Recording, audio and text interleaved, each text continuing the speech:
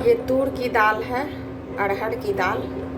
इसको हम आधा घंटा पहले भिगो दिए थे अच्छे से साफ पानी से धोकर, और इसको हम बनाएंगे जो सीधा दाल चावल ही खा सकते हैं, एक अचार या प्याज के साथ। ऐसी मैं दाल बनाऊंगी, तूर की ऐसी दाल आज बनाएंगे हम।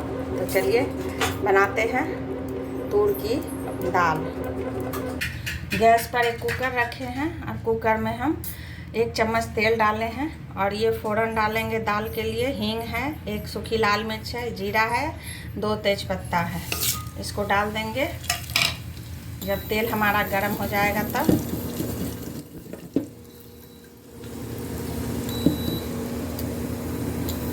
और तेल गर्म हो जाएगा तो उसमें वो डालने के बाद हम ये दाल डालेंगे ताकि दाल थोड़ा सा भून जाए। आप चाहो तो भून कर भी ले सकते हो, भून कर धोकर, और आधा घंटे के लिए इसको पानी में सोख करके बना सकते हो। इसको 2 मिनट भूनेंगे हम इसमें, कुकर में ही।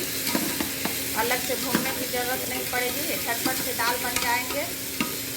और चावल गर्मा गर्म, और इसके साथ आप आलू का चोखा, भुजिया कुछ भी बना कर खा सकते हैं, या ऐसे भी अचार के साथ इसको एंजॉय कर सकते हैं। ये ऐसी दाल है, रोटी दाल भी खा सकते हैं, तो कुछ भी डालने की ज़रूरत नहीं है।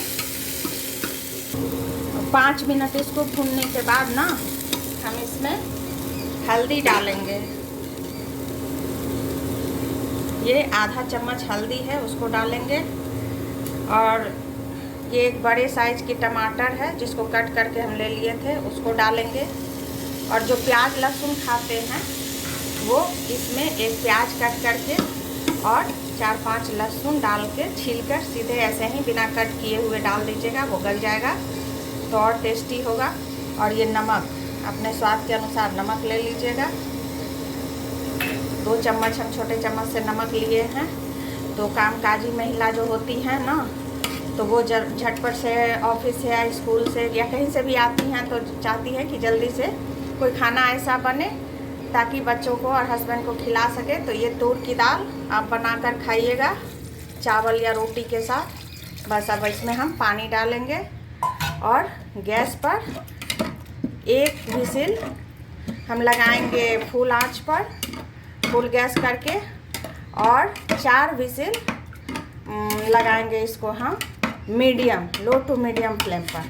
तो बस हो गया। इसमें कोई तड़का वड़का की ज़रूरत नहीं है। जीरा और मिर्ची और तेज़पत्ता हम पहले ही तड़का के लिए डाल दिए हैं। तो चलिए, विभा किचन में आज तूर की दाल बनी है। आप भी बनाइए, खाइए और एंजॉय कीजिए। जब पूरी तरह से 4 सीटी मारने के बाद हमारी विसिल ख़त्म हो जाए कुकर की, तब आप इसे खोलकर देखिए। हम इसको खोल रहे हैं। दाल हमारा एकदम तैयार है। इसको थोड़ा सा इसी कलछी से इस तरह मिला देंगे,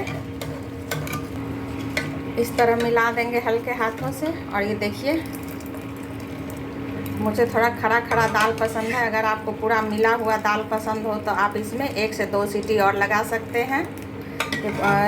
अरहर की दाल या तूर की दाल जो बोलिए, पानी को एब्जॉर्ब करता है ठंडाने के बाद, इसलिए अभी आपको लग रहा होगा कि इसमें पानी ज़्यादा है, पर ये पानी ज़्यादा नहीं है।